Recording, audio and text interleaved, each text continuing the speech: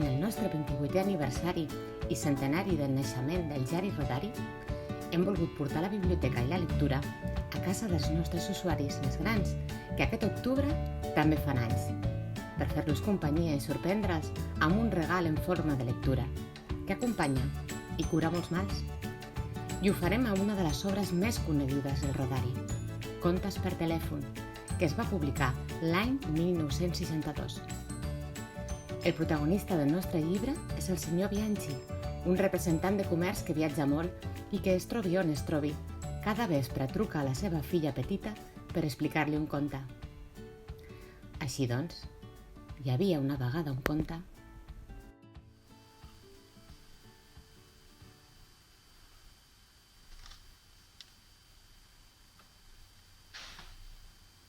Bon dia, Mercè. Bon dia, truco des de la biblioteca de Salou, que em sent bé? Molt contenta de sentir-vos. Molt bé, doncs no sé si ho sap, que Rodari va néixer el mes d'octubre, com vostè, i per celebrar el seu aniversari el que estem fent és trucar als usuaris i a les usuàries de la biblioteca i us expliquem un conte. Molt bé, me sembla molt bé, fantàstic. Molt bé, està preparada per escoltar aquest conte? Sí, senyoreta. Molt bé.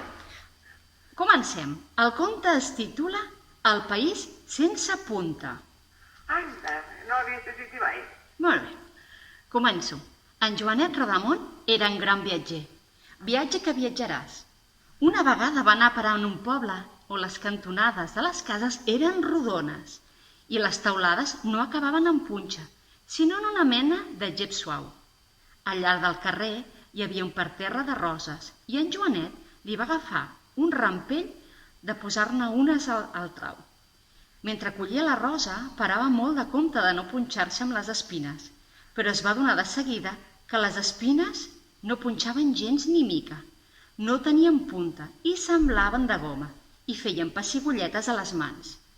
«Mira, mira», va dir en Joanet en veu alta. Darrere el parterre va treure al cap un guàrdia municipal somrient. «Que no ho sabia, que estava prohibit collir roses?» «Sí, em sap greu, no hi he pensat. En aquest cas, pagarà només mitja multa», va dir el guàrdia. I amb aquell somriure havia pogut ben bé ser un homenet de mantega que havia endut el Pinotxo al país de les joguines. En Joanet va observar que el guàrdia escrivia la multa amb un llapis sense punta i se li va escapar de dir: «Em permet veure la seva espasa?» «Amb molt de gust», va dir el guàrdia. I naturalment l'espasa tampoc no tenia punta. «Però quin país és aquest?», va preguntar en Joanet. «El país sense punta», va respondre el guàrdia, amb tanta gentilesa que les seves paraules s'haurien d'escriure totes en lletres majúscules. «I com us ho feu amb els claus?», va preguntar en Joanet. «Els hem suprimit fa temps, ho fem tot encolat.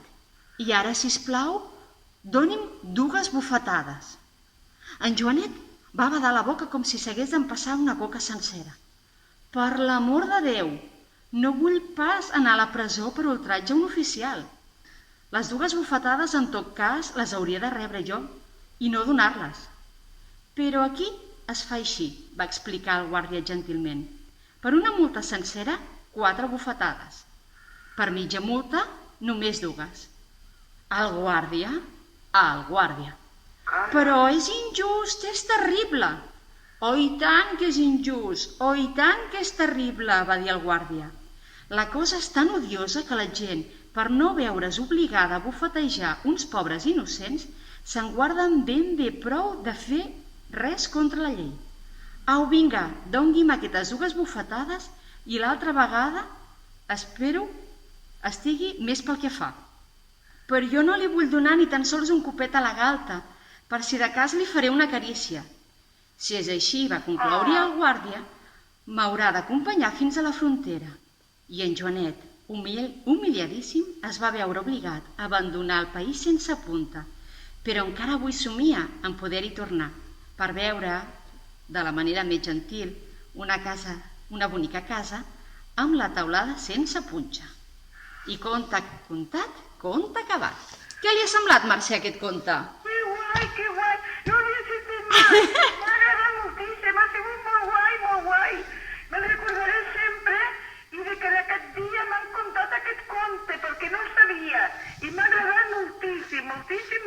I què coneix el Rodari? No el conec, no tinc el plaer de conèixer aquest bon senyor, no. Però el conte m'ha agradat moltíssim. I ha sigut una sorpresa molt gran i estic molt contenta. De veritat de la bona, Pues- I ha sigut un conte fantàstic. Doncs me n'alegro molt, Mercè, que li hagi agradat. Jo Moltes felicitats pel seu aniversari. Ja sap que pot trobar aquell llibre i molts llibres més del Rodari a la biblioteca. D'acord? Gràcies a la vostra trucada i a la vostra amabilitat.